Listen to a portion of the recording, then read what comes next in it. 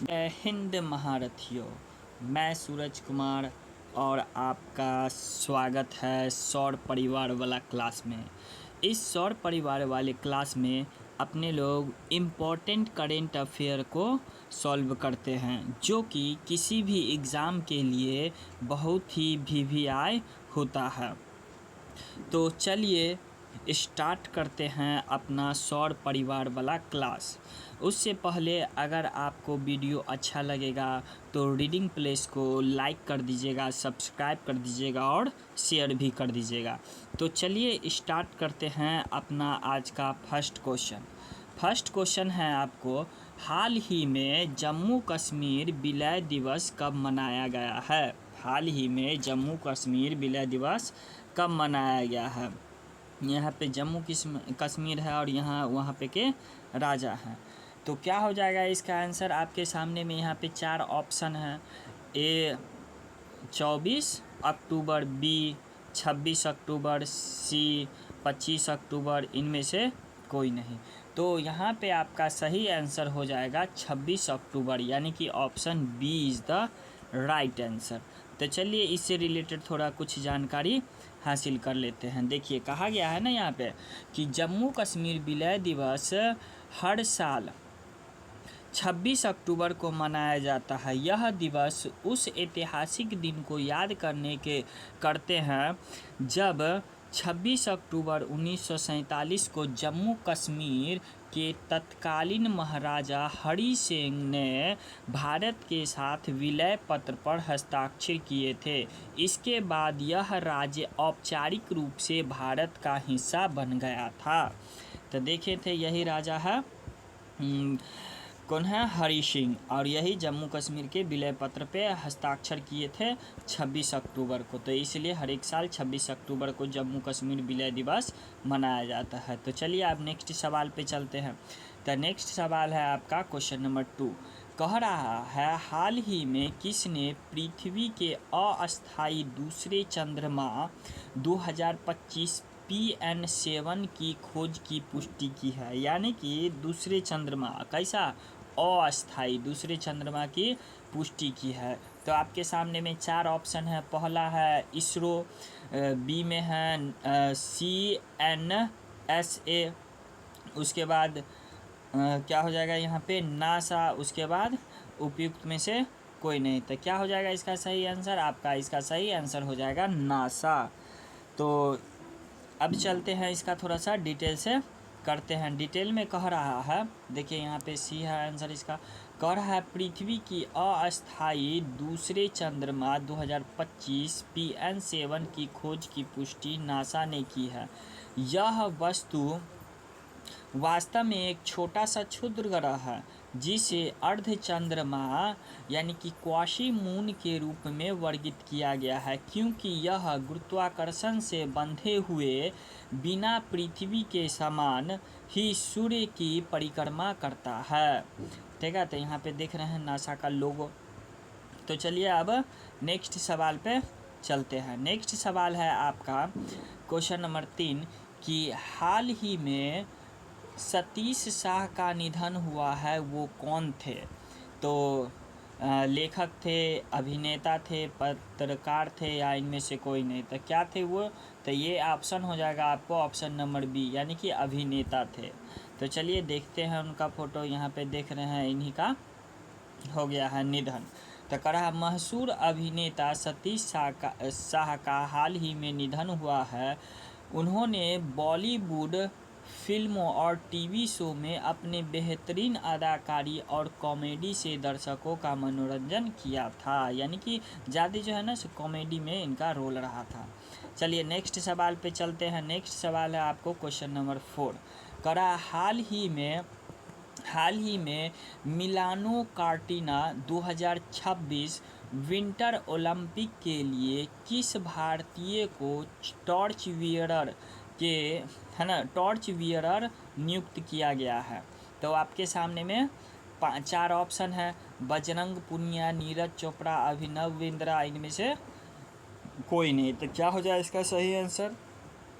इसका सही आंसर हो जाएगा अभिनव बिंद्रा।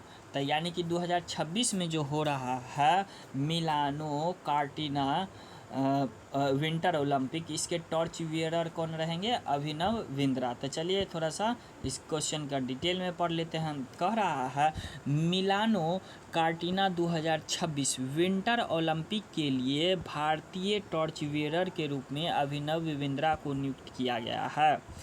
यह उसकी एक है ना, कर रहा है, यह उनके लिए एक सम्मान है क्योंकि वे भारत के पहले व्यक्तिगत यानी कि अकेले सिंगल व्यक्तिगत ओलंपिक स्वर्ण पदक विजेता है। उन्होंने 2008 के बीजिंग ओलंपिक में 10 मीटर एयर राइफल स्पर्धा में यह उपलब्धि हासिल की थी, यानी कि 2008 में स्वर्ण पदक जीते थे। यही है अभिनव बिंद्रा, देख सकते हैं इनका फोटो। तो चलिए अब नेक्स्ट सवाल पे चलते हैं। नेक्स्ट सवाल है आपका, हाल ही में जारी आरबीआई की नवीनतम आंकड़ों के अनुसार भारत का विदेशी मुद्रा भंडार बढ़कर कितना अरब डॉलर पे पहुंच गया है? तो क्या हो जाएगा इसका आंसर, है ना? ऑप्शन आपके सामने में 4 है, 750, 570, 720, 702। तो क्या हो जाएगा इसका सही आंसर? तो इसका सही आंसर हो जाएगा आपको 702, यानी कि option D is the right answer. तो चलिए यहाँ पे देख रहे हैं यहाँ पे कह रहा है भारतीय रिजर्व बैंक आरबीआई 24 अक्टूबर 2025 को जारी न्यूनतम आंकड़ों के अनुसार 27 अक्टूबर 2025 को समाप्त हुए सप्ताह में भारत का विदेशी मुद्रा भंडार बढ़कर 702.28 अरब डॉलर हो गया है। तो यानी कि इसका राउंडिंग फिगर में 702 अरब डॉलर माना गया है विदेशी मुद्रा। तो चलिए अब नेक्स्ट सवाल पे चलते हैं। नेक्स्ट सवाल है आपका 6 नंबर, करा हाल ही में ग्लोबल फाइनेंस द्वारा किसे विश्व का सर्वश्रेष्ठ उपभोक्ता बैंक 2025 नामित किया गया है, यानी कि सबसे ज़्यादा उपभोक्ता इसके पास है। ठीक है, तो पीएनबी है, बीओबी है या एसबीआई है, इनमें से कोई नहीं। तो क्या हो जाएगा इसका सही आंसर? तो इसका सही आंसर हो जाएगा आपको एसबीआई, यानी कि option C is the right answer. तो चलिए इस क्वेश्चन से रिलेटेड कुछ और फैक्ट जान लेते हैं। तो कह रहा है यहाँ पे ग्लोबल फाइनेंस द्वारा हाल ही में भारतीय स्टेट बैंक यानी कि एसबीआई को विश्व का सर्वश्रेष्ठ उपभोक्ता बैंक 2025 नामित किया गया है। तो देखिए यहीं पे एसबीआई का लोगो यहाँ दिया हुआ है। तो चलिए अब नेक्स्ट सवाल पे चलते हैं, सवाल नंबर 7। तो सवाल नंबर 7 में बोल रहा है हाल ही में कहाँ दरबार मूव की परंपरा पुनः आरंभ किया गया है? दरबार मूव, ठीक है, तो कहाँ किया गया है? लद्दाख में या सिक्किम या जम्मू कश्मीर या इनमें से कोई नहीं। तो इसका सही आंसर हो जाएगा आपको जम्मू कश्मीर में, यानी कि दरबार मूवमेंट परंपरा कहाँ स्टार्ट किया गया है फिर से? तो जम्मू कश्मीर में स्टार्ट किया गया है। तो चलिए अब इसके डिटेल से थोड़ा सा पढ़ लेते हैं। कह रहा है जम्मू कश्मीर में दरबार मूवमेंट यह कि 150 साल पुराना परंपरा को फिर से शुरू किया गया है। यह इस संबंध में मुख्य बात इस प्रकार है कि यह एक करा है द्विध नहीं अर्ध होना चाहिए यहाँ पे। यह एक अर्धवार्षिक प्रशासनिक परंपरा है जिसके तहत सरकार कार्यकाल हर 6 महीने में राजधानी को श्रीनगर को ग्रीष्मकालीन राजधानी है और जम्मू कश्मीर शीतकालीन राजधानी के बीच स्थानांतरित कर दिया जाता है। यानी कि श्रीनगर से जम्मू कश्मीर और जम्मू कश्मीर से श्रीनगर, यानी कि 6 महीना पे राजधानी चेंज होते रहता है। उसी को कहा गया है दरबार मूवमेंट। ये जो है 150 साल से चल रहा है। ठीक है, यहाँ पे देख सकते हैं जम्मू कश्मीर का, है ना, फोटो मैप में। तो चलिए अब यहाँ पे नेक्स्ट सवाल पे चलते हैं। नेक्स्ट सवाल है आपका हाल ही में किस देश की राजमाता सिरिकित का निधन 93 साल की आयु में हो गया है? तो देखिए यही राजमाता है सिरिकित, इन्हीं का निधन हो गया 93 साल में। तो किस देश की है? तो सिंगापुर की है, थाईलैंड की है, मलेशिया की है, या इनमें से कोई नहीं। तो क्या हो जाएगा इसका सही आंसर? इसका सही आंसर हो जाएगा आपको थाईलैंड, यानी कि option B is the right answer. तो चलिए थोड़ा सा मैप में थाईलैंड को देख लेते हैं। तो देखिए यही है आपका थाईलैंड यहाँ पे, ठीक है, यही मैप है और यहीं से जाइएगा तो यहीं पे थाईलैंड मिलेगा आपको। कह रहा है यहाँ पे थाईलैंड की राजमाता सिरिकित का हाल ही में 93 वर्ष की आयु में निधन हो गया। चलिए अब नेक्स्ट सवाल पे चलते हैं। तो नेक्स्ट सवाल है आपका क्वेश्चन नंबर 9। करा हाल ही में भारत सरकार ने किस राज्य में स्थित करा है गोड्डा थर्मल प्लांट को राष्ट्रीय बिजली ग्रिड से जोड़ने की मंजूरी दी गई है? यानी कि भारत सरकार ने किस राज्य में स्थित गोड्डा थर्मल प्लांट को राष्ट्रीय बिजली ग्रिड से जोड़ने की अनुमति दी गई है। तो ये पूछ रहा है किस राज्य में है ये गोड्डा जो थर्मल प्लांट है, सो किस राज्य में है, सो ही है इसका मेन क्वेश्चन। तो ये हो गया आपको झारखंड, और आंसर क्या हो जाएगा इसका? झारखंड। ऑप्शन में तो दिया हुआ है लेकिन इसका हो जाएगा आंसर झारखंड। तो चलिए इससे थोड़ा सा रिलेटेड और भी डिटेल फैक्ट को पढ़ लेते हैं। करा ना हाल ही में भारत सरकार ने झारखंड में स्थित गोड्डा थर्मल प्लांट को राष्ट्रीय बिजली ग्रिड से जोड़ने की मंजूरी दी गई है। यह संयंत्र अदानी पावर लिमिटेड का है। यह संयंत्र पहले विशेष रूप से बांग्लादेश को बिजली की आपूर्ति करता था। इस मंजूरी के बाद यह भारत के घरेलू बिजली वितरण कंपनी को ही बिजली देगा। यानी कि पहले बांग्लादेश को देता था, तो अब बांग्लादेश से कट्टी बट्टी हो गया, तो इसलिए अब बांग्लादेश को नहीं, अपना घरेलू को ही देगा।